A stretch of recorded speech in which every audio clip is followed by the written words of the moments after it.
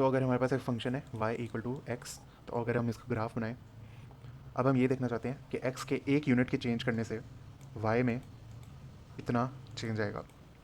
तो इसके लिए हम एक फॉर्मूला यूज़ करते हैं, स्लोप का फॉर्मूला, जो कि होता है y2 minus y1 over x2 minus x1। इस फॉर्मूला का मतलब क्या है कि x एक यूनिट से चेंज होगा तो y कितने यूनिट से चेंज होगा। तो फिर हम उसके लिए क्या करेंगे, बस यहाँ पर वैल्यूज़ इनपुट कर देंगे। फॉर एग्जांपल x की वैल्यू अगर 2 है तो नेक्स्ट यूनिट पे x की वैल्यू क्या हो जाएगी 3, तो हम करेंगे 3 माइनस 2। और अब हम देखेंगे कि x की वैल्यू 2 पे y की वैल्यू क्या रहेगी। x की वैल्यू अगर 2 होगी तो y की वैल्यू भी 2 होगी, तो यानी यहाँ पर 2 आ जाएगा। और x की वैल्यू अगर 3 होगी तो y की वैल्यू भी 3 हो जाएगी। तो 3 minus 2 equal to 1, 3 minus 2 equal to 1, तो ये आंसर आ जाएगा 1। यानी हमारे इस ग्राफ का, इस फंक्शन का स्लोप क्या है 1।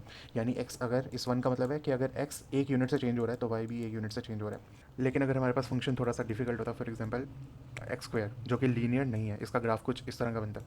तो इसमें अगर हमने स्लोप निकालना हो, यानी कि हमने ये जानना हो कि एक्स अगर एक यूनिट से चेंज होगा तो वाई कितना चेंज होगा, तो यहाँ पर हम पूरे ग्राफ का एक ही स्लोप नहीं निकाल सकते। जैसे लीनियर के केस में हमने पूरे ग्राफ का एक ही स्लोप निकाला था, जो कि था 1। यहाँ पर वो हम नहीं कर सकते। यहाँ पे हर पॉइंट पे स्लोप डिफरेंट है। फॉर एग्जांपल यहाँ पे स्लोप इस तरह का है, यहाँ पर स्लोप इस तरह का है, यहाँ पर इस तरह का है।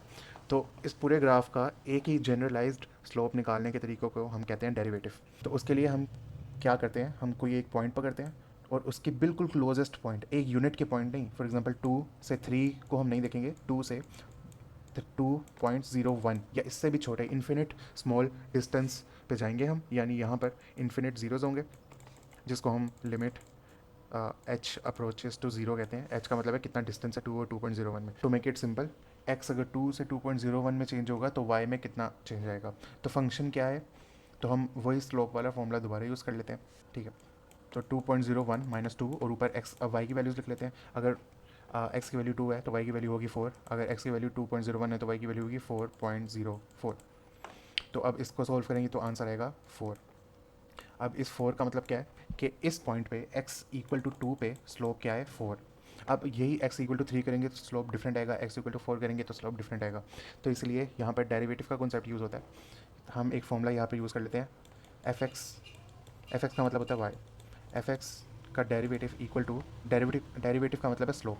तो एफ एक्स का derivative equal to F X plus H यानी जो स्मॉल डिस्टेंस था, इसके इसमें 0.01 था, माइनस एफ एक्स और एक्स प्लस एच यानी 2.01 माइनस एक्स जो कि था 2। तो अब ये वाला फॉर्मूला हम यूज़ करेंगे तो हमारे पास आंसर आएगा 2x। वो सोल्व करना पड़ेगा, उसकी हमें ज़रूरत नहीं है। इसका आंसर आएगा 2x। यानी इस फंक्शन का स्लोप या डेरिवेटिव क्या है 2x। यानी अगर किसी भी पॉइंट पे हमें स्लोप जानना हो तो हम जस्ट उस पॉइंट पे x की वैल्यू डालेंगे और हमारे पास उस पॉइंट पे स्लोप आ जाएगा। तो हमारे पास पूरे ग्राफ का स्लोप नहीं आएगा, लेकिन इंस्टेंटेनियस पॉइंट का स्लोप आ जाएगा। For example x equal to 5 पे स्लोप होगा 10, 6 पे होगा 12। तो इसको कहते हैं डेरिवेटिव।